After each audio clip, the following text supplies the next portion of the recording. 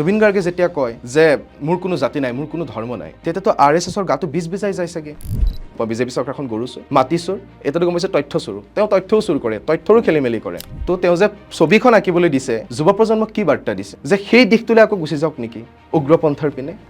অলপো মানে বুকুখন কঁপি উঠা নাই নে কেন্দ্ৰীয় শিক্ষামন্ত্ৰী ধৰ্মেন্দ্ৰ প্ৰধানৰ? অলপো বুকুখন কঁপি উঠা নাই নেকি বিজেপি চৰকাৰখনৰ যে অলপতো নৈতিক দায়িত্ব লওক? মুখ্যমন্ত্ৰী ডাঙৰীয়া এটা বৰ সাংঘাতিক কথা কৈছে যে পৰেশ বুঢ়াৰ ছবি আঁকিব পাৰি, কিন্তু জুবিন গাৰ্গৰ ছবি SFI আঁকিলে গ্ৰেপ্তাৰ কৰা হ'ব। সেই ভাবুকিলেতো আমি ভয় নকৰোঁ, আমি কৰি যাম আমাৰ কাম।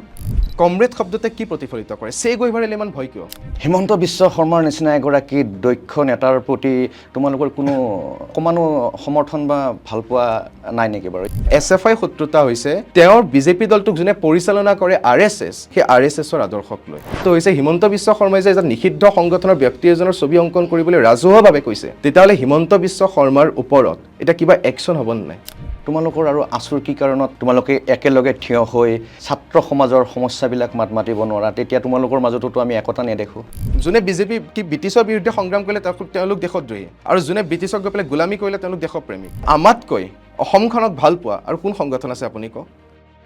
প্ৰণৱ কুমাৰ বৰ্মনৰ সৈতে দেশৰ সফল অসফল ব্যক্তিৰে যুক্তি তৰ্ক গল্প। নমস্কাৰ, ইণ্ডিয়া টুডে এনি অসমলৈকে সকলোকে স্বাগতম জনাইছোঁ।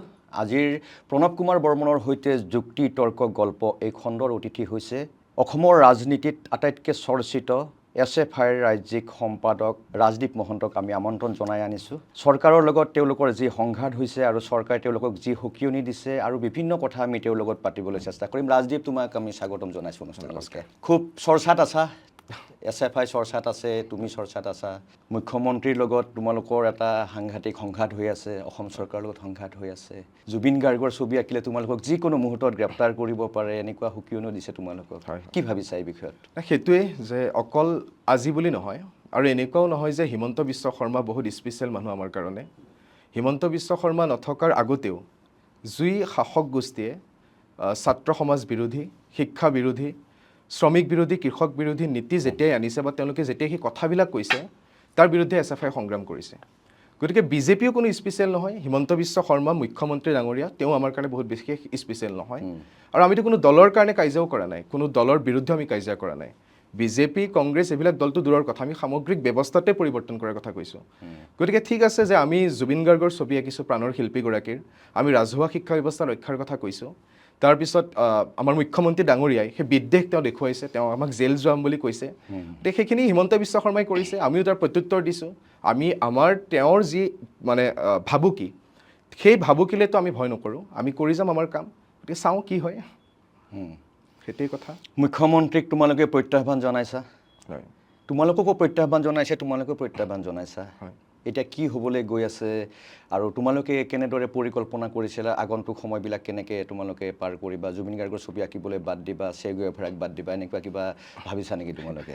নে কোনো আদৰ্শক বাদ দিব নোৱাৰি। জুবিন গাৰ্গৰ ছবি আঁকিম, প্ৰাণৰ শিল্পী জুবিন গাৰ্গৰ ছবি আঁকিম, চে গুয়েভাৰাৰ ছবি আঁকিম, ৰাভাৰ ছবি আঁকিম, জ্যোতিপ্ৰসাদৰ ছবি আঁকিম, সকলোৰে ছবি আঁকিম, যিসকলে দেশৰ সীমা বা ৰাজ্যৰ সীমা পাৰ হৈ পেলাই সাধাৰণ মানুহৰ মুক্তিৰ কথা কৈছে। প্ৰত্যেকগৰাকী ব্যক্তিৰ ছবি দেৱালে দেৱালে অংকন কৰিব SFI, তাততো কোনো দ্বিতীয় এটা প্ৰশ্ন নাহে। কিন্তু তাৰ সমান্তৰালভাৱে আমাৰ SFI, আমি এটা ছাত্ৰ সংগঠন, আমি শিক্ষাৰ্থীসকলৰ কথা কওঁ, আৰু সেইসকল শিক্ষাৰ্থীৰ কথা কওঁ যিসকল শিক্ষাৰ্থী এনেকুৱা এটা শ্ৰেণীৰ পৰা আহে যিসকল দৰিদ্ৰ, যিসকলৰ দুবেলা দুসাঁজ খাবলৈ নাথাকে। গতিকে সেই শিক্ষাৰ্থীসকলৰ যিটো ৰাজহুৱা শৈক্ষিক ব্যৱস্থা, সেই ব্যৱস্থাটো যাতে ভাল হওক, যাতে তেওঁলোকৰ সংবিধানে দি থৈ যোৱা যি শৈক্ষিক অধিকাৰ, সেই অধিকাৰৰ পৰা যাতে বঞ্চিত নহয়, তাৰ কাৰণে আগন্তুক দিনত আমাৰ সংগ্ৰাম চলি থাকিব। আৰু আমাৰ সংগ্ৰামখনৰ এইটোৱেই বিষয়বস্তু যে ৰাজহুৱা স্কুল ভাল হ'ব লাগিব, ৰাজহুৱা কলেজ ভাল হ'ব লাগিব, ৰাজহুৱা বিশ্ববিদ্যালয় ভাল হ'ব লাগিব, যাতে কোনো প্ৰান্তীয় এলেকাত বসবাস কৰা শিক্ষাৰ্থী এগৰাকীৰো শৈক্ষিক অধিকাৰ বঞ্চিত নহয়। গতিকে তাৰ কাৰণে আগন্তুক দিনত আমি কি কৰিম? আগন্তুক দিনত আমি এতিয়াই কৰিছোঁৱেই যে আমি আঞ্চলিক ভিত্তিত, আমি গাঁৱে ভূঞে অঞ্চলে আমি শিক্ষাৰ্থীসকলৰ মাজত গৈছোঁ, আমি ঘৰে ঘৰে গৈছোঁ, আৰু সেই বাৰ্তাটো দিছোঁ যে ৰাজহুৱা শিক্ষা ব্যৱস্থাটো বচাব লাগিব এতিয়া। আৰু কাইলৈ আমাৰ এখন সংবাদ মেলো আছে, সেই সংবাদমেলখনত আমি আমাৰ ৰাজহুৱা শৈক্ষিক ব্যৱস্থাটো ধ্বংস কৰি দিয়া এই বিজেপি চৰকাৰখনৰ বিৰুদ্ধে আৰু আমাৰ শিক্ষামন্ত্ৰী ব্যৰ্থ শিক্ষামন্ত্ৰী ৰণোজ পেগুৰ পদত্যাগৰ দাবীৰে আমি আগন্তুক দিনত আমাৰ যিখন সংগ্ৰাম সেই সংগ্ৰামখন আমি পৰিচালনা কৰি লৈ যাম। কেন্দ্ৰীয় শিক্ষামন্ত্ৰী ধৰ্মেন্দ্ৰ প্ৰধানৰ বিৰুদ্ধেও বিশাল আন্দোলন চলি আছে আৰু কক্ৰোচ পাৰ্টিকে আদি কৰি তৰুণ প্ৰজন্মই তেওঁৰ পদত্যাগ দাবী কৰি আছে, কিন্তু এতিয়ালৈকে তেওঁলোকে সেও মনা নাই। গতিকে ৰণোজ পেগু ডাঙৰীয়াই যে সেও মানিব ভাবিব পাৰি জানো? সেইটোতো এইটো যে ভূপেন হাজৰিকাই কৈছিল, অমিত সংকল্প প্ৰতিৰোধৰ পদাঘাতে পাশবিকতাৰ দম্ভৰ অকাল মৃত্যু মাতে। গতিকে ইতিহাসটো আৰু ইতিহাসত যেতিয়াই আমি চাওঁ, ইতিহাসৰ পৃষ্ঠা লুটিয়াওঁ, তেতিয়াই যিবিলাকে অত্যাচাৰ কৰে, নিপীড়ন কৰে, এদিন উফৰি যায়। গতিকে আমাৰ শিক্ষামন্ত্ৰী ৰণোজ পেগু হওক, আমাৰ দেশৰ শিক্ষামন্ত্ৰী কেন্দ্ৰীয় শিক্ষামন্ত্ৰী ধৰ্মেন্দ্ৰ প্ৰধান হওক, তেওঁলোকো উফৰি যাব, কেইদিন থাকিব। কথাটো হৈছে যে ইমানখিনি নৈতিক দায়িত্ব নাইনে যে 20জন শিক্ষাৰ্থী, এটা সংখ্যা নহয় আচলতে। আমি যেতিয়া 20জন বুলি কওঁ, এটা 1, 2, 3 তেনেকুৱা সংখ্যা নহয়। এজন ব্যক্তি, তেজ মঙহৰ এজন মানুহ, তেওঁ মৰি গৈছে, তেওঁ মৃত্যু হৈছে, তেওঁ আত্মহত্যা কৰিছে। আৰু এইটো আত্মহত্যা নহয়, এইটো আচলতে ইনষ্টিটিউচনেল মাৰ্ডাৰ এটা। সেই ব্যক্তিজনে যেতিয়া মানে নিজকে শেষ কৰি পেলাইছে, অলপো মানে বুকুখন কঁপি উঠা নাই নে কেন্দ্ৰীয় শিক্ষামন্ত্ৰী ধৰ্মেন্দ্ৰ প্ৰধানৰ?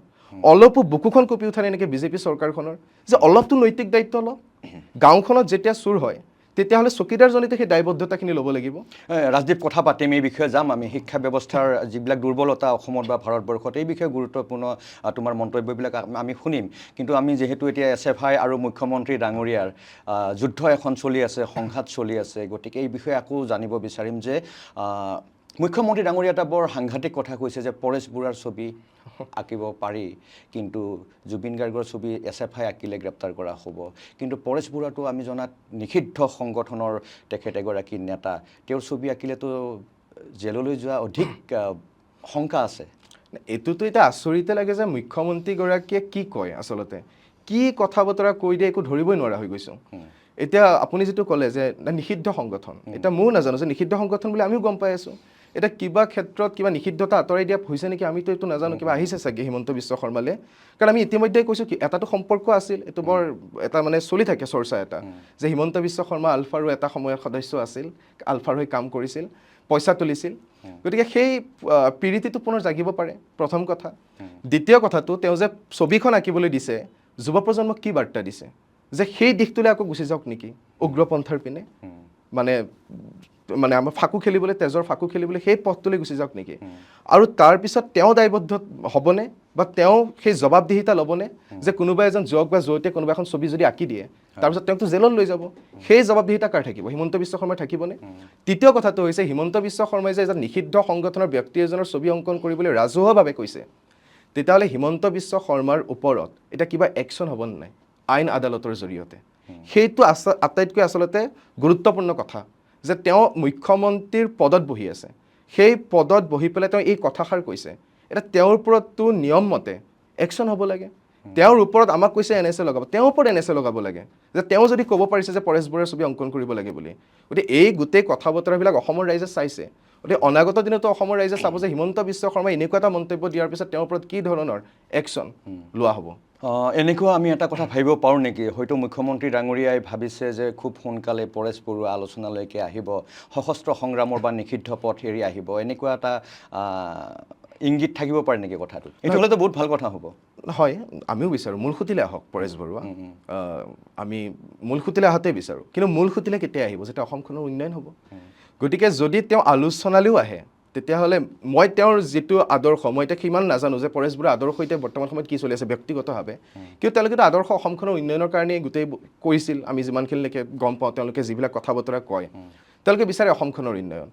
গতিকে যদি তেওঁক আলোচনাৰ মাধ্যমেৰেও আনিব লাগে, মূল সুতিলৈ লৈ আহিব লাগে, তেতিয়াহ'লে চৰকাৰখনৰ ওপৰতে সেই দায়িত্বটো থাকিব যে অসমখনক তেওঁলোকে উন্নতি কৰিব লাগিব, অসমৰ উন্নতি কৰিব লাগিব, অসমৰ সাধাৰণ ৰাইজৰ উন্নতি কৰিব লাগিব। তেতিয়াহ'লে সেই পৰেশ বৰুৱা তেওঁ চাগে মূল সুতিলৈ আহিব, কাৰণ দেখিব যে অসমখন এনেকৈ দেখোন উন্নতি হৈছে। সেই বস্তুটোৱে নাই, সেই উন্নয়নৰ যিটো সপোন, সেই সপোনটোৱে এতিয়া বাস্তৱত ৰূপান্তৰিত হোৱা নাই। গতিকে নাজানো আৰু এই বিষয়টোত আৰু ইমান। কিন্তু এটা কথা, মুখ্যমন্ত্ৰীৰ দক্ষতাক সকলোৱে মানিব লাগিব। অসমৰ যিটো উগ্ৰপন্থাৰ সমস্যা আছিলে, সেই সমস্যাটো তেওঁ উগ্ৰপন্থী সংগঠনৰ নেতাসকলক কিন্তু মূল সুতিলৈকে ঘূৰাই আনিলে। বড়োৱে হওক, ডিমাচাই হওক, কাৰ্বিয়ে হওক বা আলফাৰো অধিকাংশ নেতাকে তেওঁ কিন্তু উভতাই আনিবলৈ সক্ষম হৈছে। গতিকে পৰেশ বৰুৱা চাগে আহিব, এনেকুৱা ইংগিত এটা ভাবিব পাৰে। কিন্তু এইটো কৰিব পাৰে, আহিব পাৰে নোৱাৰে সেই বিষয়ে মইতো এটা মন্তব্য দিব নোৱাৰিম। মোৰ সিমানখিনি জ্ঞানো নাই আৰু সেইটো পদত মই নাই যে যিটো পদত মই ক'ব পাৰোঁ পৰেশ বৰুৱা আহিব নে নাহে। চৰকাৰৰ বিষয়বস্তু চৰকাৰে ভালকৈ ক'ব পাৰিব, হিমন্ত বিশ্ব শৰ্মাই ভালকৈ ক'ব পাৰিব। কিন্তু আপুনি যিখন কৈছে শান্তি শৃংখলাৰ এখন অসম গঢ়ি তুলিছে বুলি হিমন্ত বিশ্ব শৰ্মাই, বাস্তৱততো মোৰ তেনেকুৱা লগা নাই। বাস্তৱত আমি যিবিলাক দেখি আছোঁ যে শান্তি শৃংখলা ক'ত আছে? 10 বছৰত 2 লাখতকৈ অধিক মহিলাৰ ওপৰত অত্যাচাৰ হৈছে। শান্তি শৃংখলা ক'ত? মৃত্যু হৈছে আমাৰ ইয়াত নিবনুৱা যুৱক যুৱতীসকলে দৈনন্দিনে আত্মহত্যা কৰি আছে, দৈনন্দিন। শান্তি শৃংখলা ক'ত? গতিকে শান্তি শৃংখলা কেৱল মাত্ৰ বিজ্ঞাপনত, শান্তি শৃংখলা কেৱল মাত্ৰ হিমন্ত বিশ্ব শৰ্মাৰ আস্ফালনত। বাস্তৱত অসমখনত তেনে এক শান্তি শৃংখলাৰ এক পৰিৱেশ ৰচিত হৈছে বুলি মই অন্তত দেখা নাই। হিমন্ত বিশ্ব শৰ্মাৰ নিচিনা এগৰাকী দক্ষ নেতাৰ প্ৰতি তোমালোকৰ কোনো অকণমানো সমৰ্থন বা ভালপোৱা নাই নেকি বাৰু? ইমান দক্ষ সকলোৱে মানে দক্ষতা ক'ত আছে আপুনি কওকচোন? মানে কোনখিনিত তেওঁ দক্ষ? বিধায়ক কিনা বেচাটো দক্ষ নহয় নহয়, দক্ষতা নহয় নহয়। বাট পথ ইমান ধুনীয়াকৈ বনাই দিছে মানুহক, ফ্লাইঅভাৰ বনাইছে, ফ্লাইঅভাৰৰ ওপৰত কিছু ফ্লাইঅভাৰ। পৰিমাণে চাকৰিও দিছে। তেওঁ কৈছিল যে প্ৰত্যেক বছৰে আমি 1 লাখকৈ চাকৰি দিম, আৰু যোৱা 5টা বছৰত তেওঁ 1,65,000 নে কিমান চাকৰি দি পেলাই আস্ফালন কৰিছে চাকৰি দিছোঁ বুলি। আৰু সেইখিনি সময়তে বিধানসভাত তথ্য আহিছে 15 লাখ নিবনুৱা আছে। আগৰ বছৰটোত আছিল 36 লাখ নিবনুৱা। তথ্যৰো হেৰফেৰ হৈ যায়। এতিয়াতো আমি কি গম পাওঁ? বিজেপি চৰকাৰখন গৰু চোৰ, মাটি চোৰ, এতিয়াতো গম পাইছে তথ্য চোৰ। তেওঁ তথ্যও চুৰ কৰে, তথ্যৰো খেলি মেলি কৰে। আগৰবাৰ 2025 চনত আছিলে আমাৰ 36 লাখ নিবনুৱা অসমত, এতিয়া 15 লাখ হৈ গ'ল। চাকৰি দিছে বুলি তেওঁলোকে কৈছে 1,65,000। তেতিয়াহ'লে ইমান লাখ নিবনুৱা ক'ৰ পৰা নাইকিয়া হৈ গ'ল? সেইটো এটা কথা। দক্ষতা মানে বিধায়কক কিনা বেচা কৰাটো দক্ষতা নকয়, সেইটোক দালালি বুলি কয়। কিন্তু অকল চাকৰিৰে জানো নিবনুৱা সমস্যাটো সমাধান কৰিব পাৰি? তোমালোকৰ মই প্ৰেছ মিটটো চালোঁ, 28 লাখ নে কি বৰ্তমান নিবনুৱাৰ সংখ্যা অসমত। অকল চাকৰিৰে জানো এইটো সম্ভৱ হয়? কৰ্মসংস্থাপনৰ অন্য পথো নালাগিব জানো? সেইটোৱে কৈছোঁ যে অসমত চাকৰিৰ এটা পৰিৱেশ বা সকলো যুৱক যুৱতীক সংস্থাপন দিয়াৰ কথাটো যেতিয়া আমি কওঁ, তাৰ বিকল্প আমি দাঙি ধৰোঁ। বিকল্পটো কি? বিকল্পটো হৈছে আমাৰ অধিকাংশ মানুহ কৃষিৰ লগত জড়িত। গতিকে গোটেই কৃষি ব্যৱস্থাটোৰ এটা ভাল ব্যৱস্থালৈ ৰূপান্তৰিত কৰিব লাগিব। তাৰ মানে আপোনাৰ লেণ্ড ডিষ্ট্ৰিবিউশ্যন হওক, এই কথাবিলাক আহিছে যে কৃষি ব্যৱস্থাটো আমি ভালদৰে পৰিচালনা কৰিব লাগিব। তাৰপিছত চৰকাৰী উদ্যোগ প্ৰতিষ্ঠা কৰিব লাগিব ইয়াত। এতিয়া আমি দেখিছোঁ কি যে এফালৰ পৰা চৰকাৰী উদ্যোগবিলাক আপোনাৰ ব্যক্তিগতকৰণ হৈছে আৰু ভাঙি গৈছে, মানে ধ্বংস কৰি কৰি গৈ আছে। খুচুৰা ব্যৱসায়ীবিলাক তেওঁলোকৰ মৃত্যু হৈছে। গতিকে এনেকুৱা এটা সময়ত যিটো চাকৰিৰ আমি সংস্থাপনৰ কথা কৈছোঁ, কৃষি খণ্ডৰ আমূল পৰিৱৰ্তন হ'ব লাগিব, চৰকাৰী উদ্যোগ প্ৰতিষ্ঠা হ'ব লাগিব, তাৰ জৰিয়তে আমি সংস্থাপন সৃষ্টি কৰিব পাৰিম। কিন্তু চৰকাৰখনে যদি আম্বানী আদানী বা পুঁজিপতি বা তেওঁৰ আমাৰ যিগৰাকী মহিলা আজিকালি আমাৰ অসমৰ পুঁজিপতি বুলি কোৱা হয় আৰু তেওঁ আমাৰ ৰেণুকি ভূঞা শৰ্মা, তেওঁলোকৰ কাৰণে যদি কাম কৰি থাকে, তেতিয়াহ'লে তেওঁ আপোনাৰ নিবনুৱা সমস্যা সমাধান নহয়। আৰু দ্বিতীয় কথা এটা আপুনি কৈছিল যে ফ্লাইঅভাৰ বনাইছে, ফ্লাইঅভাৰ বনাই পেলাই তাত সেইদিনাখন স্কুটিত এজন ব্যক্তি, এতিয়াতো 3জন হ'ল, মৃত্যু হ'ল, পিছলি গ'ল। মানে এনেকুৱা বেয়া ৰাস্তা, এনেকুৱা বেয়া ফ্লাইঅভাৰ ইনফ্ৰাষ্ট্ৰাকচাৰ, সেই মৃত্যুৰ জবাবদিহিতাটো হিমন্ত বিশ্ব শৰ্মাই লোৱা নাই। সেই মৃত্যুক লৈ পেলাই কোনো এজন চৰকাৰৰ ৰজাঘৰীয়াৰ কোনো এজন ব্যক্তিৰ মুখত এটা মন্তব্য নাই। সেইটো এটা কথা। দ্বিতীয় কথাটো আপুনি ইনফ্ৰাষ্ট্ৰাকচাৰৰ কথা ক'লে, আজি আমি গুৱাহাটীত এতিয়া আমি বহি আছোঁ, গোটেই বানপানীত ডুবি গৈছে গুৱাহাটীখন, মই দেখা নাই উন্নতি। সেইটোক লৈ পেলাই আমি দক্ষ বুলি নকওঁ।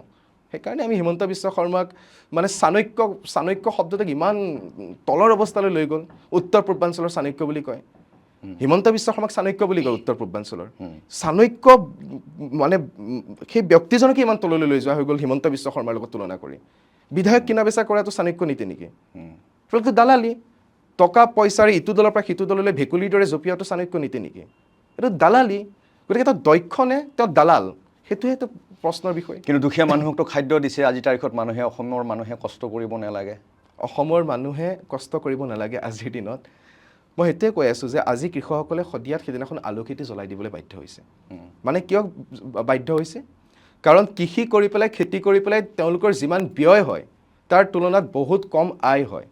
খেতি কৰি পেলাই একো লাভান্বিতই হোৱা নাই। সেইকাৰণে তেওঁলোকে যিবিলাক খেতি কৰিছে সেইবিলাক ক'ৰবাত পেলাই দিছে আৰু আলু খেতি জ্বলিয়াই দিছে। সমগ্ৰ অসমৰ এইটো পৰিঘটনা। দ্বিতীয় কথাটো হৈছে শ্ৰমিকসকলে দৈনন্দিন আত্মহত্যা কৰি আছে এইখন অসমত। গতিকে আপোনাৰ কথাটো হৈছে যে আমাৰ এই আঁচনিবিলাকৰ কথাটো আপুনি আহিছে যে আঁচনিবিলাক দিয়া হৈছে আপোনাৰ কাৰোবাক নিযুত মইনা 1200 টকা এটা দিয়া হয়, অৰুণোদয় দিয়া হয়, কিন্তু দাম কিমান বাঢ়িছে, মূল্য বৃদ্ধি কিমান হৈছে, চিলিণ্ডাৰটোৰ দাম কিমান হ'ল, পেট্ৰলৰ দাম কিমান হ'ল, তাততো আৰু 20% নে কিমান পাৰ্চেণ্ট ইথানলো আহি গৈছে। গতিকে যিমান দিছে তাতকৈ দেখোন বেছি লুটিছে, সেইটো এটা কথা।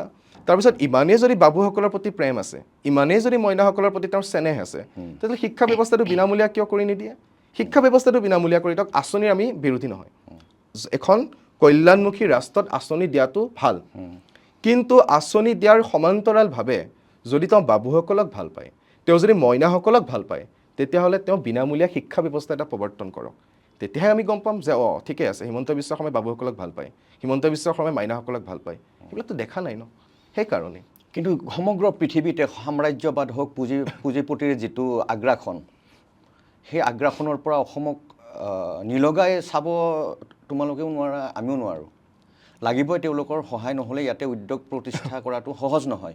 যেতিয়া ছেমি কণ্ডাক্টৰ আহিছে, যেতিয়া 5 ষ্টাৰ হোটেল আহিছে পৰ্যটনৰ কাৰণে, তেতিয়াও তোমালোকে তাৰ বিৰোধিতা কৰিছা।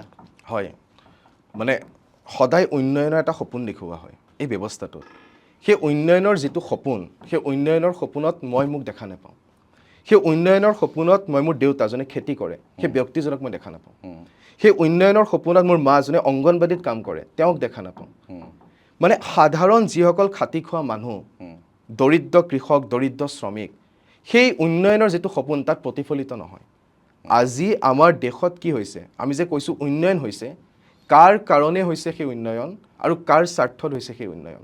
1% মানুহৰ হাতত দেশৰ 40% সম্পদ কেন্দ্ৰীভূত হৈছে, আৰু আটাইতকৈ দুখীয়া 50% মানুহৰ হাতত সম্পত্তি আছে মাত্ৰ 6%। 10% মানুহৰ হাতত 40% মাটি কেন্দ্ৰীভূত হৈ আছে এইখন ভাৰতবৰ্ষত। গতিকে উন্নয়ন মানে GDP নহয়তো, যে কিমান GDP বাঢ়ি গৈছে। উন্নয়ন, সেই উন্নয়নত মই আছোনে নাই, সেই উন্নয়নত কৃষকজন আছেনে নাই, সেই উন্নয়নত শ্ৰমিকজন আছেনে নাই, তেতিয়া মানে সামগ্ৰিক উন্নয়ন। উন্নয়ন মানে ডাঙৰ ডাঙৰ অট্টালিকা নহয়, বা উন্নয়ন মানে এটা ডাঙৰ ৰাস্তা নহয়। উন্নয়ন বুলি ক'লে আমি সেইটোও চাব লাগিব যে ৰাজপথৰ দাঁতি কাষৰীয়া জেগাটোত খোজকাঢ়িবলৈ এটা জেগা কিমান বাকী আছে।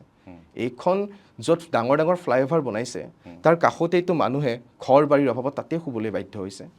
ডাঙৰ ডাঙৰ শ্বপিং মল আছে, তাৰ তলতে ডাঙৰ ডাঙৰ জোতাৰ চেণ্ডেল, তাৰ তলতে সুদা ভৰিৰেতো মানুহে খোজকাঢ়ি গৈ আছে। গতিকে সেই উন্নয়ন এজন দুজন ব্যক্তিৰ কাৰণে যি উন্নয়ন হ'ব, তাক আমি স্বাগতম জনাব নোৱাৰোঁ।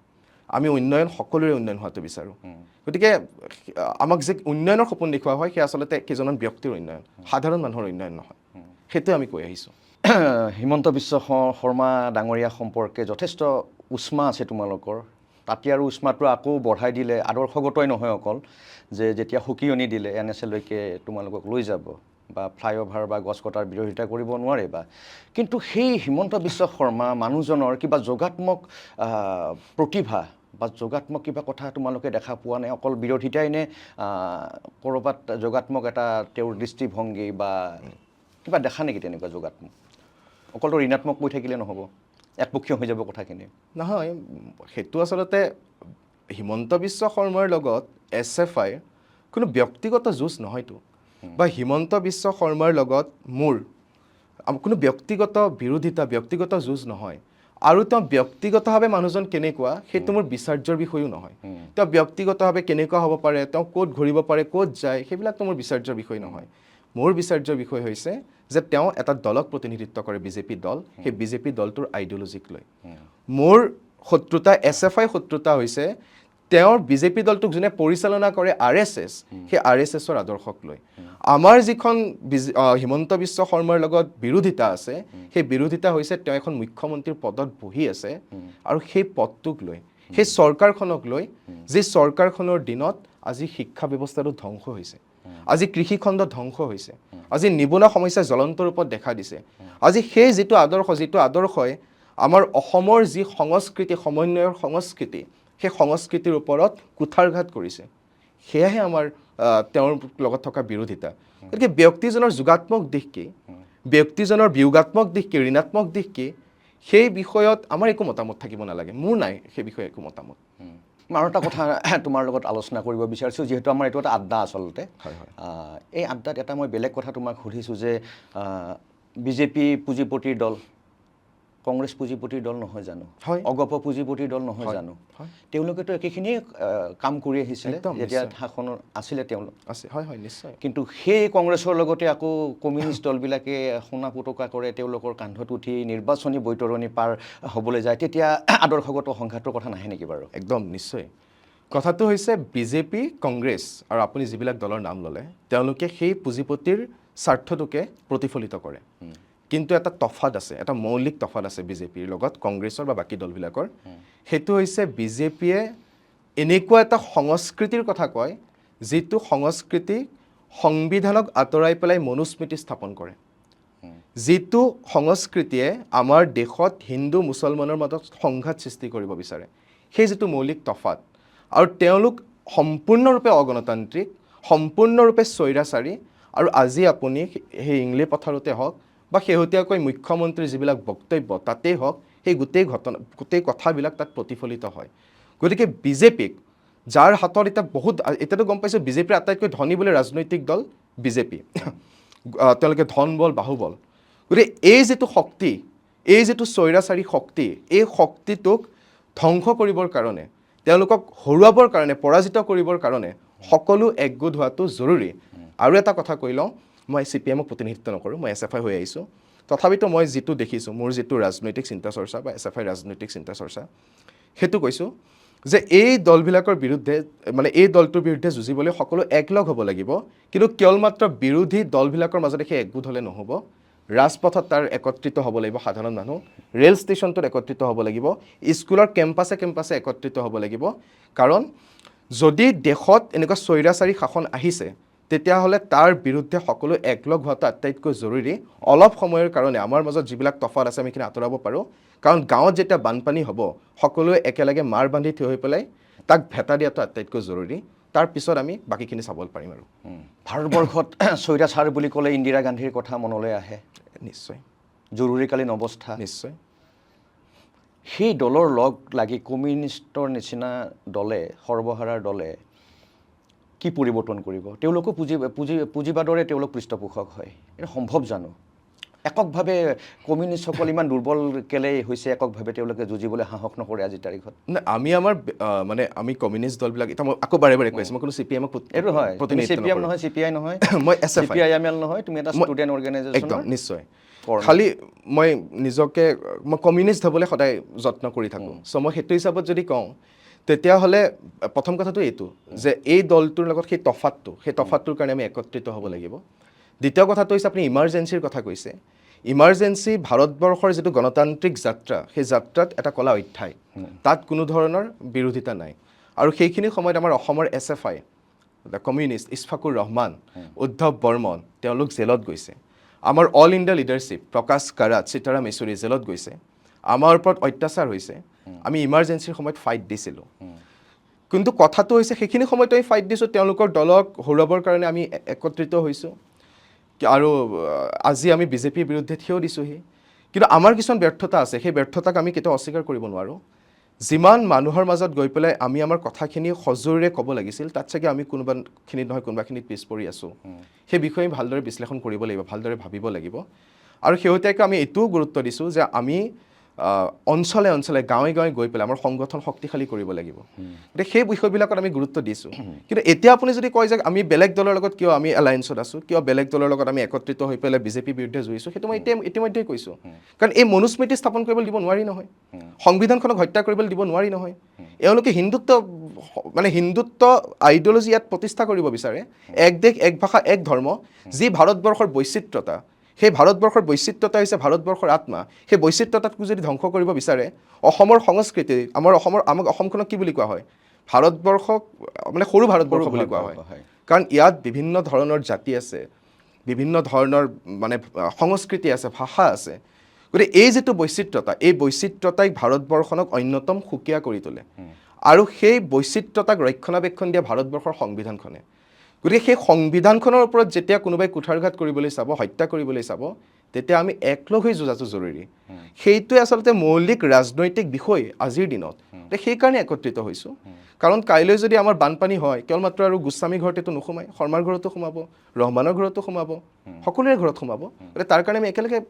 থিয় হ'ব লাগিব তা ভৱিষ্যতে আমি চিন্তা কৰিম অনাগত দিনত। তোমালোকে ইমান ৰাজনৈতিক মিলা প্ৰীতি সমন্বয়ৰ কথা ক'লা, স্বৈৰতন্ত্ৰৰ বা স্বৈৰাচাৰৰ বিৰুদ্ধে তোমালোকৰ আৰু আছুৰ কি কাৰণত তোমালোকে একেলগে থিয় হৈ ছাত্ৰ সমাজৰ সমস্যাবিলাক মাত মাতিব নোৱাৰা? তেতিয়া তোমালোকৰ মাজতোতো আমি একতা নেদেখোঁ। নহয়, নিশ্চয়, কিন্তু আমাৰ SFIটো কোনো এনেকুৱা এটা ষ্টেণ্ড নাই যে আমি আছুৰ লগত কোনো ধৰণৰ সংগ্ৰাম নকৰিম। আমিতো কওঁ, আজিৰ দিনত কওঁ যে ৰাজহুৱা শিক্ষা ব্যৱস্থা যিটো বৰ্তমান সময়ত ধ্বংস হৈছে সকলোৱে জানে, আপুনিও জানে, ময়ো জানো, আৰু সকলোৱে জানে। সেই ৰাজহুৱা শিক্ষা ৰক্ষা কৰিবৰ কাৰণে আমি সকলোৱে একত্ৰিত হ'ব লাগিব। কেৱল মাত্ৰ SFI কিয়, আছু আহক, NSY আহক, সকলো দল সংগঠন আহক। কাৰণ ৰাজহুৱা শিক্ষা ব্যৱস্থা মানে বচোৱাৰ স্বাৰ্থটো অকল SFI ল'ৰা ছোৱালীখিনি নাই নহয়, সকলো ল'ৰা ছোৱালী আছে। আছু কৰি থকা ল'ৰা এজনৰো, আছু কৰি থকা ছোৱালী এগৰাকীৰো যেতিয়া ৰাজহুৱা ব্যৱস্থাটো ধ্বংস হ'ব, শৈক্ষিক ব্যৱস্থাটো, তেওঁলোক যদি দৰিদ্ৰ পৰিয়ালৰ, মধ্যবিত্ত পৰিয়ালৰ, তেওঁলোকে যদি পঢ়িব নোৱাৰিব, তেতিয়া সেইটো তেওঁলোকৰো সমস্যা। কিবা আলোচনা চলিছে তোমালোকৰ মাজত? উৎপল শৰ্মা, সমীৰণ ফুকনহঁতৰ লগত, তুমিও সম্পাদক ৰাজ্যিক, সমীৰণো ৰাজ্যিক সম্পাদক, উৎপল সভাপতি, কিবা এনেকুৱা তোমালোকৰ মাজত যে একত্ৰিত যৌথ এখন সংগ্ৰাম কৰোঁ শিক্ষা ব্যৱস্থাৰ সুৰক্ষাৰ কাৰণে, কিবা এনেকুৱা কথা বতৰা আগবাঢ়িছে নে অকল আড্ডাতে গৈছে কথাখিনি? না, অকল আড্ডাতে কোৱা নাই, অল ইণ্ডিয়া লেভেলত। আমাৰতো এটা অল ইণ্ডিয়া অৰ্গেনাইজেশ্যন। আমাৰ SFIয়ে সকলোকে একত্ৰিত কৰিছে অল ইণ্ডিয়া লেভেলত যে প্ৰত্যেকটা ছাত্ৰ সংগঠন আহক, শিক্ষাৰ্থীৰ কণ্ঠক প্ৰতিফলিত কৰা প্ৰত্যেকটা দল আহক আৰু ৰাজহুৱা শিক্ষা ব্যৱস্থা ৰক্ষাৰ সংগ্ৰামখনত জড়িত কৰক। গতিকে আমি অসমত ইয়াৰ বিষয়ে যুঁজা কৰি আছোঁ, আমি যুঁজা কৰিম। এতিয়ালৈকে হোৱা নাই, কিন্তু আমাৰ এটা পৰিকল্পনাই আছে। এই পৰিকল্পনাত আমি সকলোকে আমন্ত্ৰণ জনাম যে আহক, অকল SFI বচোৱাৰ কথা নাহে, আপোনালোকো আহক। আমি একেলগে মিলি এই ব্যৰ্থ শিক্ষামন্ত্ৰীৰ পদত্যাগৰ দাবী তোলোঁ আৰু ৰাজহুৱা শিক্ষা ব্যৱস্থাটো ৰক্ষা কৰোঁ। কিন্তু এটা চৰ্ত অন্তত থাকক যে মানে আমি এই যে বাহিৰে হেৰি নকৰিবা, ভিতৰি নেৰিবা বেথা, সেই বস্তুবিলাক যাতে নহওক, আমি তাত যাতে কম্প্ৰমাইজ নহওক, যে ৰাজহুৱা শিক্ষা ব্যৱস্থাটো ৰক্ষা কৰাৰ যিটো দাবী, সেই দাবীটোক লৈ পেলাই যাতে কোনো কম্প্ৰমাইজ নহওক। এই যে ৰণোজ পেগু ডাঙৰীয়াৰ পদত্যাগ দাবী কৰি আছা, তোমালোকেতো একত্ৰিতভাৱে কৰিব পাৰিলা হয়। সদৌ অসম ছাত্ৰ সন্থা, অসম জাতীয়তাবাদী যুৱ ছাত্ৰ পৰিষদ, AISF, SFI সকলোৱে একেলগে কৰিব পাৰোঁ। এককভাৱে কেলৈ তোমালোকে সিদ্ধান্তটো ল'লা? আছুক কেলৈ জড়িত কৰি নল'লা তাত? নহয়, নহয়, আমাৰ SFIটো আমাৰ নিৰ্দিষ্ট এখন সংবিধান আছে। আমিতো নিৰ্দিষ্ট আমাৰ এখন কমিটি আছে, সমিতি আছে, আমি তাত আলোচনা কৰিম। আমি আলোচনা কৰি লৈ পেলাই তোমালোক দুৰ্বল হৈ গ'লা ন? অসমৰ ছাত্ৰ সমাজৰ অধিকাংশ আছুৰ লগত জড়িত আছে, অধিকাংশ অসম জাতীয়তাবাদী যুৱ ছাত্ৰ পৰিষদৰ লগতো জড়িত আছে, ভাগ ভাগ হৈ আছে ছাত্ৰ সমাজ, আদৰ্শগতভাৱেই হওক বা সাংগঠনিকভাৱেই হওক। যদি একত্ৰিত হৈ তোমালোকে আলোচনা কৰি এই পদত্যাগৰ দাবীটো জোৰদাৰ কৰিব পাৰিলা হয়, তেতিয়া হয়তো কিছু সফল কাম হোৱাত সম্ভাৱনা বোধ হয় থাকিলহেঁতেন। নাই, সফল হ'বলৈতো আমি অবিৰতভাৱে চেষ্টা কৰিম। এককভাৱে নাই, এককভাৱে কিয়, মানে মই এইটো কৈ আছোঁ যে আমিতো চেষ্টা কৰিম, আমি তেওঁলোককো আমন্ত্ৰণ জনাম। কিন্তু এইটো অকল আমাৰ ডিচিশ্যন হ'ব নেকি, আমাৰ সিদ্ধান্ত হ'ব নেকি? সেইটোতো আছুৰ পৰাও আহিব লাগিব, সেইটোতো বাকী দল সংগঠন, বাওঁপন্থী সংগঠনবিলাক আমাৰ লগত থাকিব। কিন্তু কাৰণ তেওঁলোকে ৰাজহুৱা শিক্ষা ব্যৱস্থাটো ৰক্ষা কৰাটো বিচাৰিছে। এতিয়া আছু বা বাকী আপুনি যিবিলাক সংগঠনৰ নাম ল'লে, তেওঁলোকেও যদি বিচাৰিছে, তেওঁলোকো আহক, আমি সিদ্ধান্ত ল'ম, আমি তেওঁলোকক আমন্ত্ৰণো জনাম। তেনেকুৱা আমাৰ কোনো ধৰণৰ সংকীৰ্ণতা নাই যে আমি কাকো নামাতিম। আমি SFI লিডাৰ হ'বলৈ কৰি নাথাকোঁ নহয়। SFI আমাৰ যিসকল কৰ্মী আছে, যোনে ছেক্ৰিফাইচ কৰে, সেই ছেক্ৰিফাইচ কৰা ল'ৰা ছোৱালীখিনিয়ে বাকী সংগঠনৰ নিচিনাকৈ মন্ত্ৰী হ'বলৈ, বিধায়ক হ'বলৈতো SFI নকৰে। মৰি গৈছে আমাৰ মানুহ, কাটি পেলোৱা হৈছে, তাৰপিছতো সেই বগা যিখন শুভ্ৰ পতাকা, স্বাধীনতা, গণতন্ত্ৰ, সমাজতন্ত্ৰ, সেই পতাকাখনত ম্লান পৰিবলৈ দিয়া নাই নহয়। গতিকে আমি হেৰি নকওঁ, আমি মানে মন্ত্ৰী হ'বলৈ, শাসন কৰিবলৈ আমি SFI কৰি থকা নাই। গতিকে সেই বস্তুটো থাকক, আহক, সকলো আহক, আমি একেলগে যৌথ মঞ্চ হিচাপে লৈ পেলাই এই শিক্ষা বচোৱাৰ যিখন অভিযান, সেই অভিযানত আমি সকলো লিপ্ত হওঁ। আমাৰ স্বাগতম, কাৰো প্ৰতি আমাৰ বিৰোধ নাই, সংকীৰ্ণ মনোভাৱ নাই, সকলো আহক, একেলগে লাগো। কিন্তু জাতীয়তাবাদী শিবিৰ বুলি ক'লে কমিউনিজম সম্পৰ্কে তেওঁলোকৰ এটা বিশ্বাসৰ ভাৱ নাই, বা তেওঁলোকে সনা পিটিকা কৰিব নিবিচাৰে বা একেলগ হ'বলৈ নিবিচাৰে। তেওঁলোকে যিকোনো সংগ্ৰামত এটা তেওঁলোকৰো বিদ্বেষ ভাৱ থকা যেন লাগে, মই অনুভৱ কৰোঁ জাতীয়তাবাদী সংগঠনবিলাকৰ। হয়, আপুনি গতিকে তোমালোকৰ লগত আছু আহিব বুলি মই ভবা নাই। চাওক, এতিয়া জাতীয়তাবাদ কি বস্তু, মই ভাত খাই ভাল পাওঁ, আৰু সেইকাৰণে মই সন্মুখৰ মানুহজনকো ভাত খাবলৈ যদি দাবী ধমকি দিওঁ, সেই জাতীয়তাবাদ আমাৰ নহয়। আৰু আমাৰ জাতীয়তাবাদ কি অসমৰ গৰিষ্ঠ সংখ্যক মানুহ কি কৃষক শ্ৰমিক আৰু সেই শিক্ষাৰ্থীসকল সেই কৃষক শ্ৰমিকৰ সন্তানসকল সেইসকল মানুহৰ কাৰণে আটাইতকৈ যুঁজি থকা সংগঠন কি আমি SFI কমিউনিষ্ট সেই দৰিদ্ৰ কৃষক শ্ৰমিকসকলৰ কাৰণেতো লাগি আছে গতিকে অসমখনৰ যদি সৰ্বাংগীন উন্নয়ন হ'ব লাগে যিটো জাতীয়তাবাদী বুলি নিজকে কয় নিজকে ক্লেইম কৰে তেওঁলোকে যদি ভাবে যে অসমখনৰ উন্নতি হ'ব লাগে তেতিয়াহ'লে অসমখনৰ উন্নতি কেনেকৈ হ'ব কৃষকসকলৰ উন্নতি হ'লে শ্ৰমিকসকলৰ উন্নতি হ'লে ভাষা সংস্কৃতি যদি ৰক্ষা হ'ব লাগে তেতিয়াহ'লে বিষ্ণুপ্ৰসাদ ৰাভাই কি কৈছিল বিষ্ণুপ্ৰসাদ ৰাভাই কৈছিল যে অসমৰ দুখীয়া শ্ৰেণীটো যদি মৰে তেতিয়াহ'লে অসমীয়া ভাষাও নাথাকিব অসমৰ কৃষ্টিও নাথাকিব অসমৰ সংস্কৃতিও নাথাকিব আৰু এই দুখীয়া শ্ৰেণীটোক মাৰিছে কোনে যিসকলৰ কোনো জাতি নাই যিসকলৰ কোনো ধৰ্ম নাই যিসকলৰ কোনো দেশ নাই সেই পুঁজিপতি শ্ৰেণীটোৱে গতিকে এই পুঁজিপতি শ্ৰেণীটোৰ বিৰুদ্ধে বিপ্লৱ কৰিহে আমি অসমৰ জনগণক মুক্ত কৰিব পাৰিম গতিকে আমাতকৈ অসমখনক ভাল পোৱা আৰু কোন সংগঠন আছে আপুনি কওক অসমখনক ভাল পোৱা আৰু কোন অৰ্গেনাইজেশ্যন আছে SFI বাহিৰে আপুনি কওক গতিকে আমাক যদি সেইটোৰ পৰা যদি সংকীৰ্ণ দৃষ্টিৰে চায় তেওঁলোকে চাগে নাচায় যদি চায় তেতিয়াহ'লে মই ভাবোঁ সেয়া তেওঁলোকৰ সংকীৰ্ণতা এবাৰ কি হ'ল অগপৰ নিচিনা যিটো দলে এটা সময়ত সংগ্ৰাম কৰি থাকোঁতে কমিউনিষ্টসকলক দিনক কলিতা আছিলে নেকি আমাৰ টিহুৰ বা নিৰঞ্জন কলিতাক হানি খুচি হত্যা কৰিছিলে সেই অগপৰ লগ হৈ পেলাই কমিউনিষ্ট দলে চৰকাৰ গঠন কৰিছিলে আৰু তাৰপিছত অসমৰ মানুহৰ কমিউনিষ্ট সম্পৰ্কে ধাৰণাটো সম্পূৰ্ণ মানে কি বেয়া হৈ গ'ল বহু পৰিমাণে আৰু তেতিয়াৰ পৰা দুৰ্বল হৈছে কমিউনিষ্ট দল তাৰ আগতেতো কিমান 23খনমান আসন আছিলে অসম আন্দোলনৰ পিছত আৰু অসম আন্দোলনৰ সময়ত বহুত হেৰি হৈছে গতিকে বহুত ঠাইত দেখিছোঁ কমিউনিষ্টসকল লাহে লাহে আঁতৰি গ'ল কাৰণ যিসকলে তেওঁলোকক অত্যাচাৰ কৰিছিল নিৰ্যাতন কৰিছিল হত্যা কৰিবলৈ আহিছিল ঘৰ জ্বলাই দিছিল তেওঁলোকৰ বকচাত উঠি যেতিয়া দুইটা কমিউনিষ্ট দলে অসমত চৰকাৰ গঠনত সহযোগিতা কৰিলে আৰু সেই সময়ত গুপ্ত হত্যাৰো সময় গতিকে মানুহৰ এটা যিটো কমিউনিষ্ট সম্পৰ্কে বা কমিউনিজম সম্পৰ্কে এটা ভাল ধাৰণা আছিলে বা দল সম্পৰ্কে ভাল ধাৰণা আছিলে যে আটাইতকৈ সৎ দল কমিউনিষ্টসকলৰ দল সেই ধাৰণাটো কিন্তু বহু পৰিমাণে ম্লান হৈ গ'ল হয় তেনেকুৱা এটা বাৰ্তা গ'ল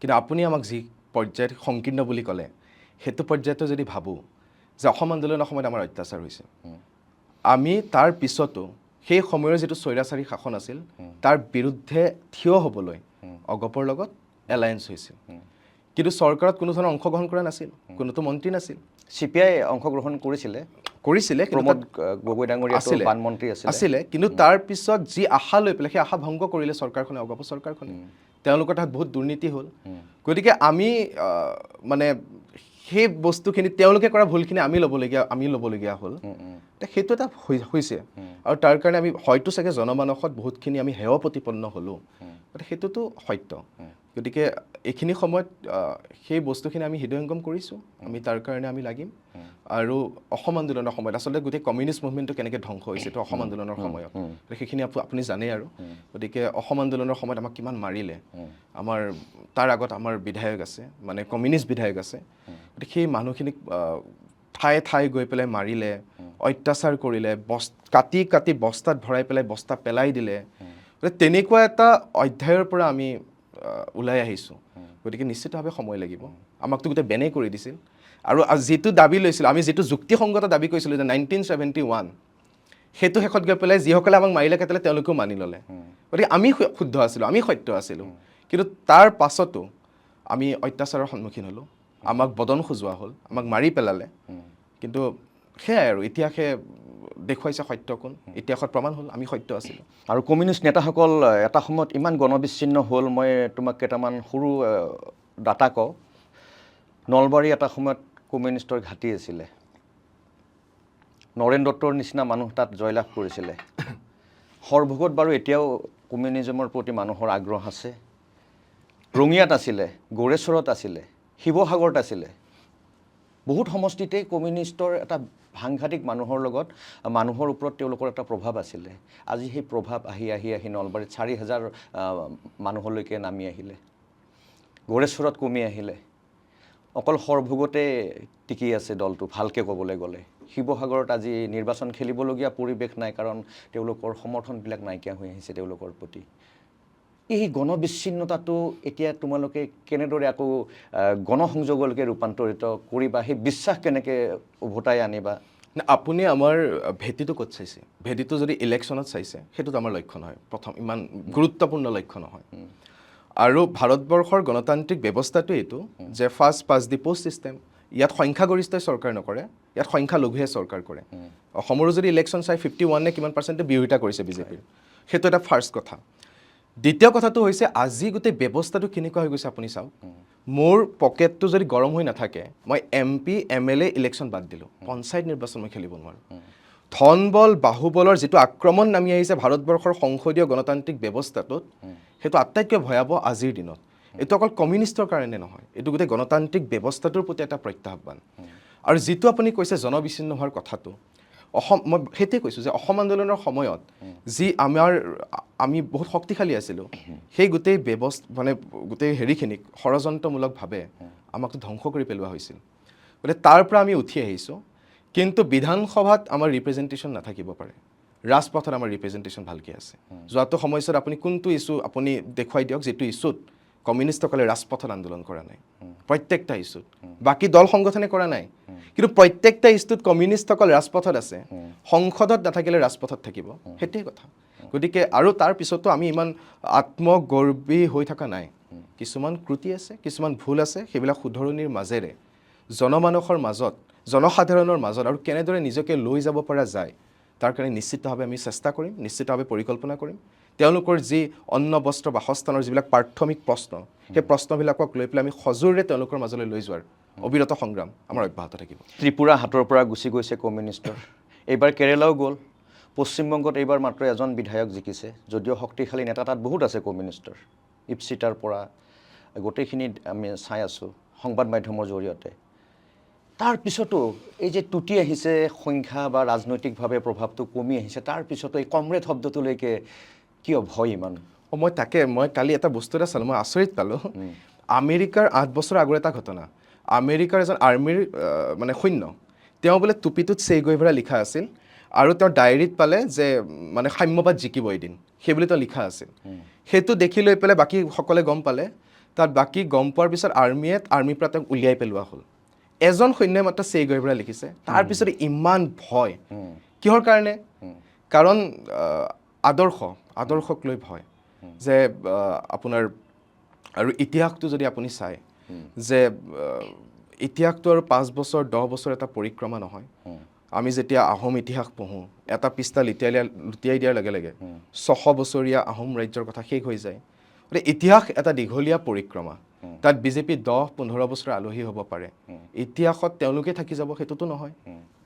বিজেপিৰ আগত কংগ্ৰেছ আছিল, কংগ্ৰেছ গুচি গ'ল, তাৰপিছত আমাৰ বিজেপি আহিল, বিজেপিও গুচি যাব। গতিকে 10 বছৰ 15 বছৰ ইতিহাস নহয়, সেইটো এটা কথা। তাৰপিছত আপুনি কৈছে কমৰেড শব্দটোলৈ ভয় কিয়? কাৰণ সেই আদৰ্শটোলৈ ভয়। কাৰণ কমৰেড শব্দতে কি প্ৰতিফলিত কৰে? চে গুয়েভাৰালৈ ইমান ভয় কিয়?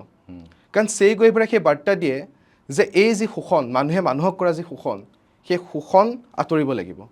জুবিন সত্তাটোলৈ কিয় ভয়? কাৰণ জুবিন গাৰ্গে যেতিয়া কয় যে মোৰ কোনো জাতি নাই, মোৰ কোনো ধৰ্ম নাই, তেতিয়াতো RSSৰ গাটো বিজাই যায় চাগে। কাৰণ তেওঁলোকেতো ধৰ্মৰ নামত, সম্প্ৰদায়ৰ নামত, ভাষাৰ নামত ভাগ কৰিব বিচাৰে। গতিকে এই যিটো আদৰ্শ, সেই আদৰ্শটোলৈ তেওঁলোকৰ ভয়। সংখ্যানো কিমান আছে? যদি একদম এইখিনি কথাকে মানি লওঁ, যদি কিছুমানে কয় যে এতিয়া কমিউনিষ্ট শক্তিশালী নহয়, কমিউনিষ্টৰ কোনো হেৰি নাই, ভৱিষ্যত নাই, তাৰপিছত হিমন্ত বিশ্ব শৰ্মাই কিয় প্ৰেছ মিট দি পেলাই আমাৰ SFIক NSA লগাম বুলি ইমান ভয় খাইছে? কিয় কমৰেড শব্দটোলৈ ইমান ভয়? কিয় জুবিন সত্তাটোক মুচি পেলোৱা হৈছে? গতিকে এই ভয়টো জৰুৰী, এই ভয়টো থাকিব। ভয় কিয় ৰঙা ৰং বুলি গান আমি শুনিছিলোঁ সৰুতে, ভয় কিয় ৰঙা ৰং? হয়, ভয় থাকিব। কাৰণ এই যিটো আদৰ্শ, এই আদৰ্শই কেতিয়াও দালালি কৰিবলৈ শিকা নাই। এই আদৰ্শই কেতিয়াও ক্ষমতাৰ মোহান্ধ হ'বলৈ শিকা নাই। এই আদৰ্শই মানুহৰ কল্যাণৰ কথা কয়, মানুহৰ মুক্তিৰ কথা কয়, এখন সমন্বয়ৰ সমাজ সৃষ্টি কৰাৰ কথা কয়।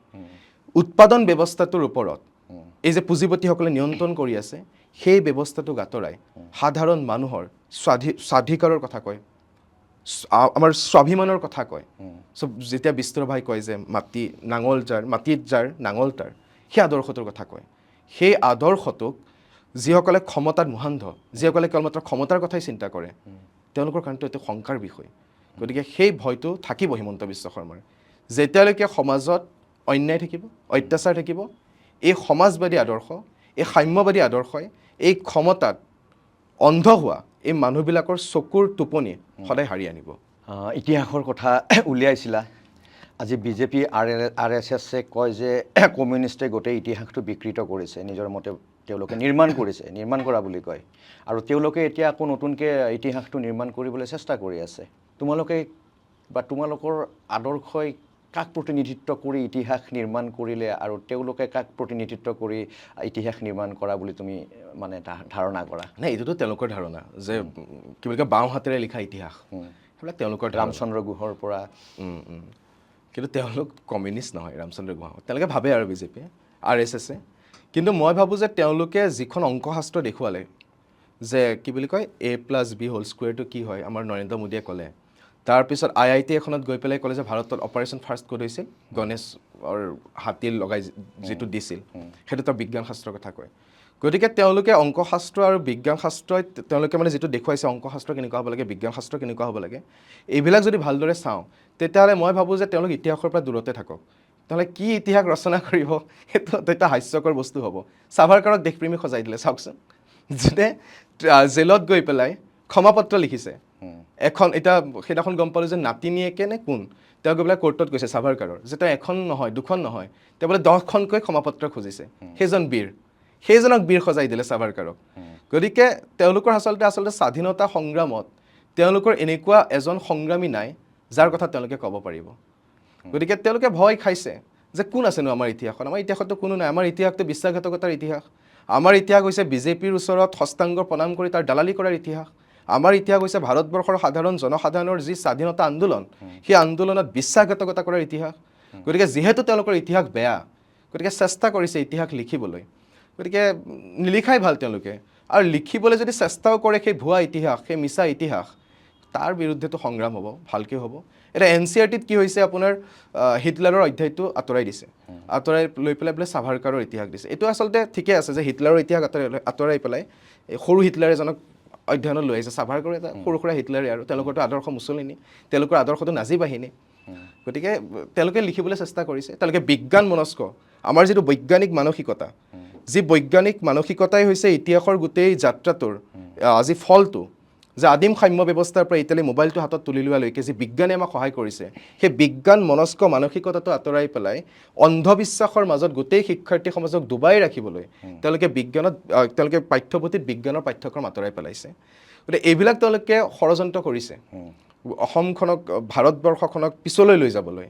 কিন্তু যেতিয়া পিছলৈ লৈ যোৱা হ'ব, দুগুণে আগলৈ অহা হ'ব। গতিকে কিন্তু তেওঁলোকেতো ভাৰতীয় সভ্যতাৰ পুনৰুত্থানৰ কথা কয়, সনাতনী সংস্কৃতিৰ পুনৰুত্থানৰ কথা কয়, বেদান্তৰ পুনৰুত্থানৰ কথা কয়।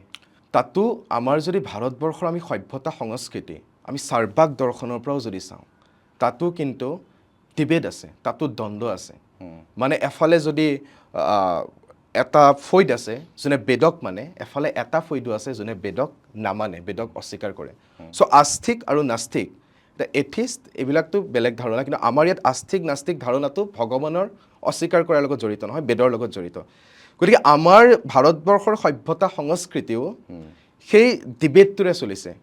অৰ্থাৎ ইয়াত ডেমক্ৰেচি আছে, ইয়াত সকলোৰে মত প্ৰকাশ কৰাৰ অধিকাৰটো আছে তাত, আৰু সেই বৈচিত্ৰতাটো আছে।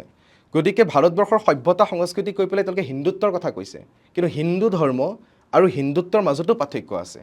আৰু য'ত আমাৰ অসমৰ সভ্যতা সংস্কৃতিৰ কথা আহে, তাতো এইটো কথা আহে যে আল্লাহ আল্লাহ আল্লাহৰ নাম, গোবিন্দ গোবিন্দ গোবিন্দ সমান, যে আল্লাহ সেই ৰাম, হৰি কৃষ্ণ একোই নাম, ভজন সাধন স্তুতি ধ্যান, আজান ভজন নহয় আন।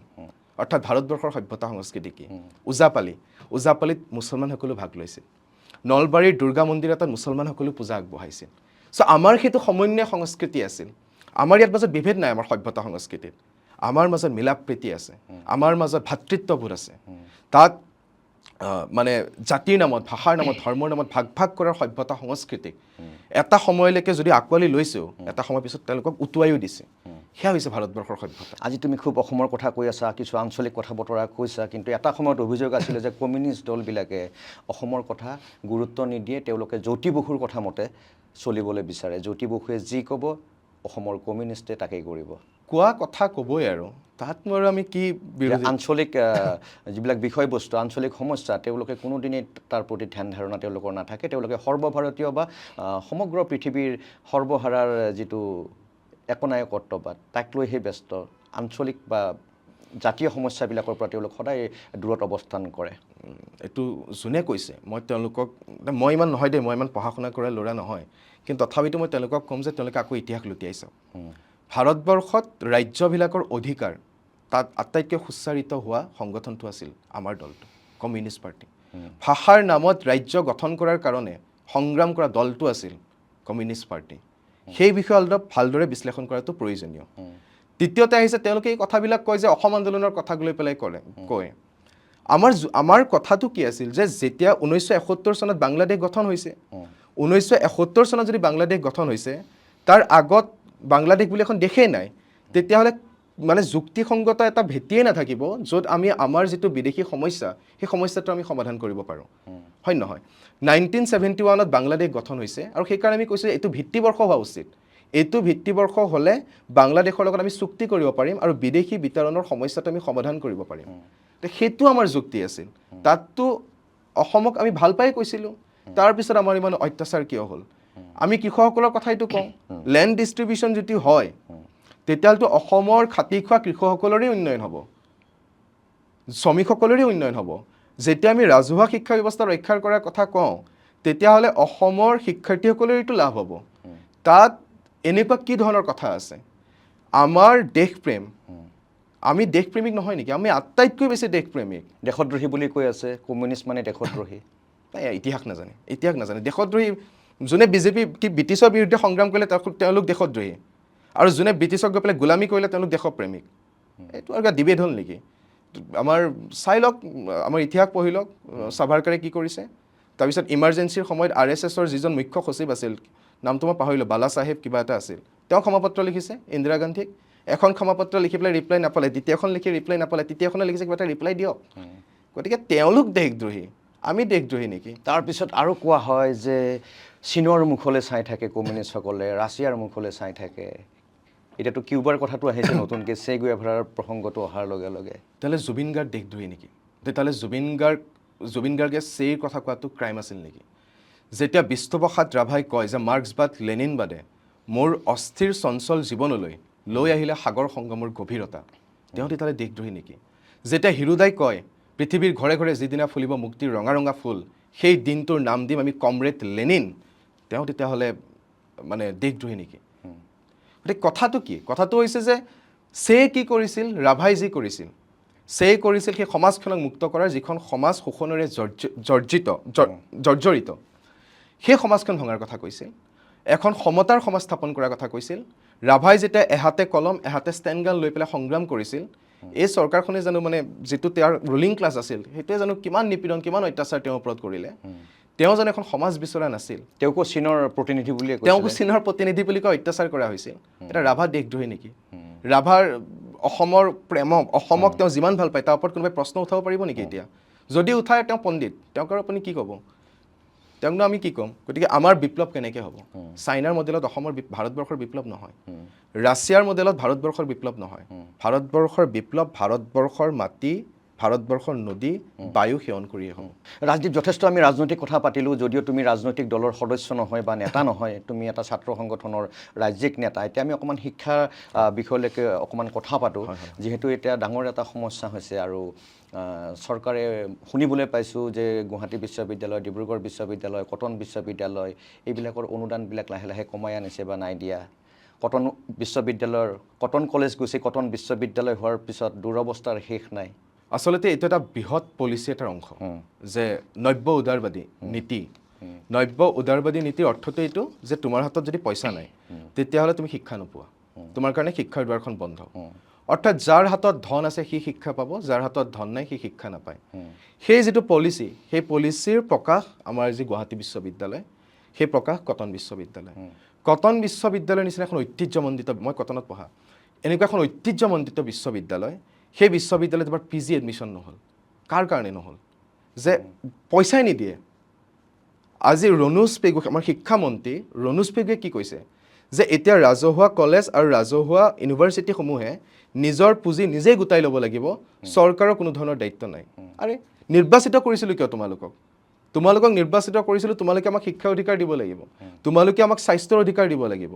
যদি স্বাস্থ্যৰ অধিকাৰী দিব নোৱাৰা, শিক্ষাৰ অধিকাৰী যদি দিব নোৱাৰা, তেতিয়াহ'লে তুমি কিহৰ শিক্ষামন্ত্ৰী? আৰু তুমি শিক্ষামন্ত্ৰী, তোমাৰ দৰমহাত তুমি যিটো পদত থাকিবা সেইটো চৰকাৰী, যিখন গাড়ীত ঘূৰিবা সেইখন চৰকাৰী, যিটো দৰমহা পাবা সেইটো চৰকাৰী, আৰু যি বিজ্ঞাপনত তোমাক নিজকে প্ৰচাৰ কৰি থাকিবা সেয়া চৰকাৰী ধন। কিন্তু চৰকাৰী ধন তুমি শিক্ষাখণ্ডত বিনিয়োগ কৰিব নোৱাৰা।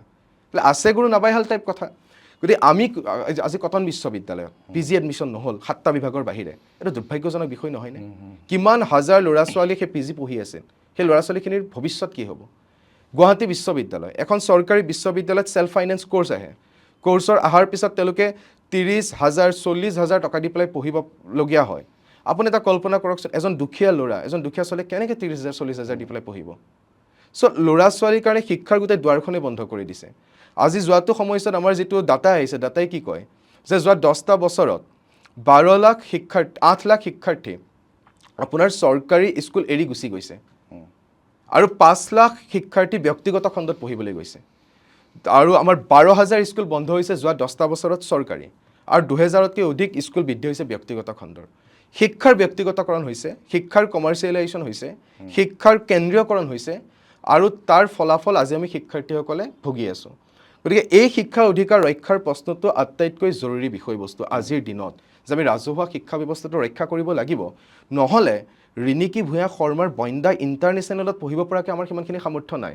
এতিয়া আপুনি চাওক যে আমাৰ মন্ত্ৰীবিলাকৰ সন্তানসকলে ক'ত পঢ়ি আছে? তেওঁলোকেতো চৰকাৰী স্কুলত নপঢ়ে, তেওঁলোকে চৰকাৰী কলেজত নপঢ়ে। আমাৰ মুখ্যমন্ত্ৰী হিমন্ত বিশ্ব শৰ্মাই মন্তব্য দিয়ে যে মই মোৰ ল'ৰাটোক আৰু মই মোৰ ছোৱালীজনীক চৰকাৰী কলেজ বা চৰকাৰী স্কুলত পঢ়াব নোৱাৰোঁ। তেওঁ নিজেই ঘোষণা কৰে। গতিকে ইয়াতকৈ লজ্জাজনক বিষয় কিবা হ'ব পাৰে নেকি? যদি তোমালোকে ভাল শাসন কৰিছা, যদি তোমালোকে চৰকাৰী এডুকেশ্যন গোটেই ব্যৱস্থাটো ভাল কৰিছা, তেতিয়াহ'লে তোমাৰ ল'ৰা আৰু তোমাৰ ছোৱালীগৰাকীক চৰকাৰী স্কুলত পঢ়াবলৈ, তোমাৰ কেবিনেটৰ মন্ত্ৰীকেইজনক ল'ৰা ছোৱালীকেইটাক পঢ়ুৱাবলৈ ইমান শংকা কিয় থাকিব পাৰে? ইমান ভয় কিয় থাকিব পাৰে? গতিকে পঢ়িব কোনে? পঢ়িব আমাৰ দৰে দুখীয়া ল'ৰা ছোৱালীবিলাকে। বিজয় থালাপতিয়ে কিন্তু বাধ্যতামূলক কৰিছে চৰকাৰী বিদ্যালয়ত পঢ়িব লাগিব তেওঁৰ মন্ত্ৰী MLA বা চৰকাৰী সকলো কৰ্মচাৰীয়ে। এইটো ময়ো সামাজিক মাধ্যমত লিখিছোঁ যে অসমতো বাধ্যতামূলক কৰিব লাগে চৰকাৰী মাধ্যমৰ বিদ্যালয়ত মন্ত্ৰী MLA আনকি চৰকাৰী চাকৰিয়াল সকলোৰো পুত্ৰ কন্যাই পঢ়িব লাগে। এইটো তেখেতে কেতিয়া কাৰ্যকৰী কৰে সেইটো আমি গম পোৱা নাই এতিয়ালৈকে। বিজয় থালাপতিয়ে কিন্তু কাৰ্যকৰী কৰিছে। কেৰেলাত হৈছে। কেৰেলাত হৈছে ন? কেৰেলাত আপোনাৰ চৰকাৰী এডুকেশ্যন ব্যৱস্থাটোৱে ভাল হৈছে, তাত ইমান বাধ্যবাধকতা নকৰাকৈও ভাল হৈছে।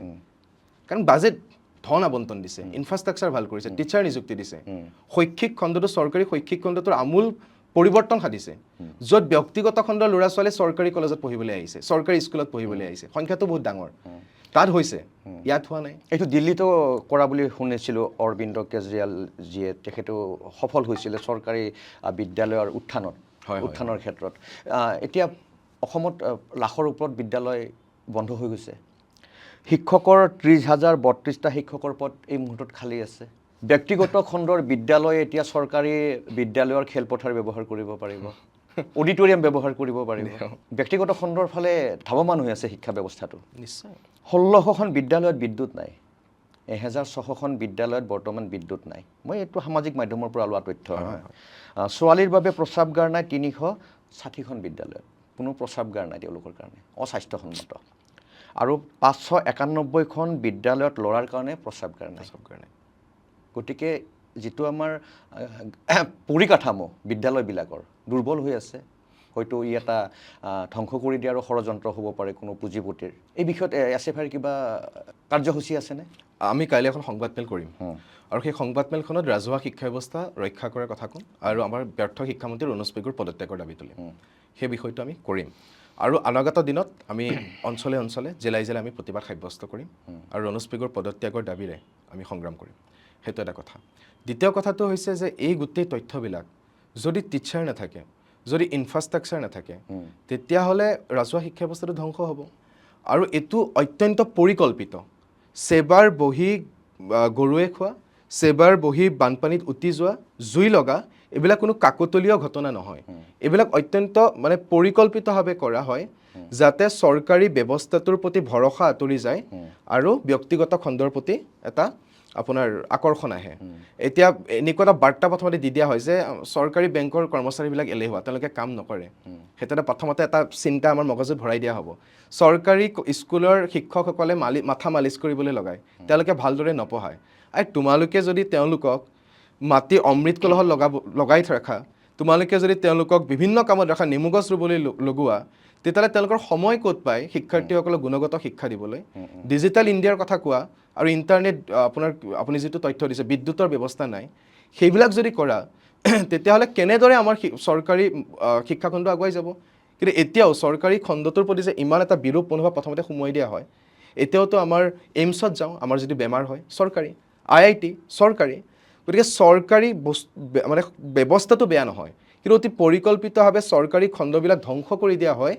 যাতে ৰিণিকী ভূঞা শৰ্মাৰ স্কুলখন চলিব পাৰে BSNL ধ্বংস কৰি দিয়া হয় যাতে আম্বানীৰ জিঅ' চলিব পাৰে ধান হ'ব পাৰে এইটো এটা সুপৰিকল্পিত ব্যৱস্থাত আৰু সেই সুপৰিকল্পনাৰ ব্যৱস্থাৰ কাৰণে আজি আমাৰ এইটো অৱস্থা যে এটা মোবাইল ফোনৰ অভাৱত কোভিডৰ সময়ত আমাৰ গুৱাহাটীৰ ল'ৰা এটা আত্মহত্যা কৰিবলৈ বাধ্য হৈছে আজি নিট দিবৰ কাৰণে আপুনি যদি কোচিং নকৰে আপুনি নিটত আপুনি পাছ কৰিব নোৱাৰে এনেকুৱা এটা কোচিং মাফিয়া গোটেই পইচাৰ নামত গোটেই শৈক্ষিক ব্যৱস্থাটো ইমান ধ্বংস কৰি দিয়া হৈছে গতিকে এই ব্যৱস্থাটো আচলতে অকল মই সেইকাৰণে কৈছোঁ যে অকল SFI কাৰণে নহয় আচলতে অসমৰ সমাজ জীৱনৰ কাৰণে এইটো এটা ভাবুকি সংস্কৃতি বচোৱাৰ কথা কৈ আছোঁ ভাষা বচোৱাৰ কথা কৈ আছোঁ আৰু মাতৃভাষা মাধ্যমৰ স্কুল বন্ধ হৈ আছে তাত আমি একো আপত্তি দৰ্শোৱা নাই ৰণোজ পেগু ডাঙৰীয়া নিজে এগৰাকী প্ৰাক্তন কমিউনিষ্ট হয় গতিকে তেখেতে চাগে তোমালোকৰ কথাবিলাক বুজি পাব চাগে নেকি ৰণোজ পেগুৱে শিক্ষামন্ত্ৰী ৰণোজ পেগুৱে বিজেপি যোৱাৰ পিছত কেনেকৈ গম পাব আৰু মই আমাৰ দীৰ্ঘকাল আমাৰ সংগঠনৰ লগত তেওঁ জড়িত নহয় মই CPIML বা আৰ্মকাৰ লগত জড়িত তেওঁলোকৰ লগত চাগে জড়িত হ'ব পাৰে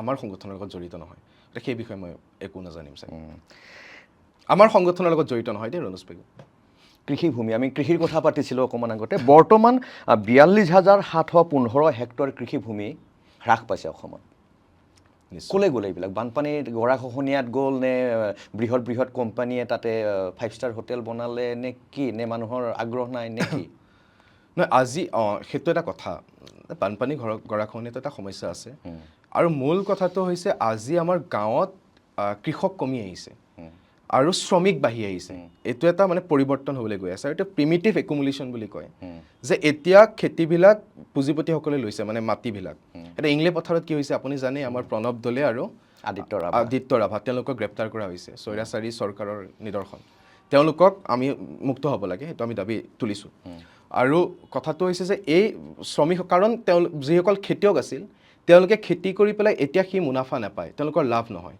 গতিকে তাত যিহেতু তেওঁলোকৰ লাভ নহয় তেওঁলোকে এটা খেতি এৰি পেলাই তেওঁলোকে এটা শ্ৰমিক হৈছে বেলেগৰ ঘৰত কাম কৰিছে আৰু আপুনি এতিয়া যদি যায় প্ৰব্ৰজন বাঢ়িছে বেলেগলৈ আমাৰ তামিলনাডুত যায় আৰু তাতে ৰেলতো মৰে আমাৰ ল'ৰা ছোৱালী গতিকে তেনেকুৱা এটা ব্যৱস্থা হৈছে আৰু তাত আমাৰ পুঁজিপতিসকলে সেই কৃষি খণ্ডত নিজৰ উদ্যোগ স্থাপন কৰিছে সপোন দেখুওৱা হৈছে ডাঙৰ উন্নয়ন হ'ব উন্নতি হ'ব উন্নতিটো তেওঁলোকৰ হ'ব উন্নতিটো আমাৰ নহয় আমি মৰিম আমাৰ মৃত্যু হ'ব গতিকে তাৰ কাৰণে যদি আৰু এটা খবৰ আহিছে আমাৰ ওচৰলৈকে সেইটো হৈছে ব্যক্তিগত খণ্ডৰ প্ৰতি চৰকাৰৰ যিটো মোহ সেই মোহৰ কাৰণে গেলেকী উত্তৰ গেলেকী আৰু হাতীপতি এই লাভজনক তৈলক্ষেত্ৰ 3খন গতাই দিয়া হ'ব কোম্পানীক গতাই দিব ব্যক্তিগত খণ্ডক গতাই দিব গতিকে এনেকুৱা হ'লে তাৰ প্ৰতিবাদটো অকল SFI নহয় আচলতে অসমৰ জনসাধাৰণক নেতৃত্ব দিবলৈ প্ৰতিটো সংগঠনে ওলাই অহা উচিত এই সময়ত নিশ্চয় আৰু সেইটোৱে আহ্বান তেতিয়াহে চৰকাৰে গুৰুত্ব দিবলৈ বাধ্য হ'ব সেইটোৱে আহ্বান আচলতে অকল SFI নহয় প্ৰত্যেকটা সংগঠন ওলাই আহিব লাগে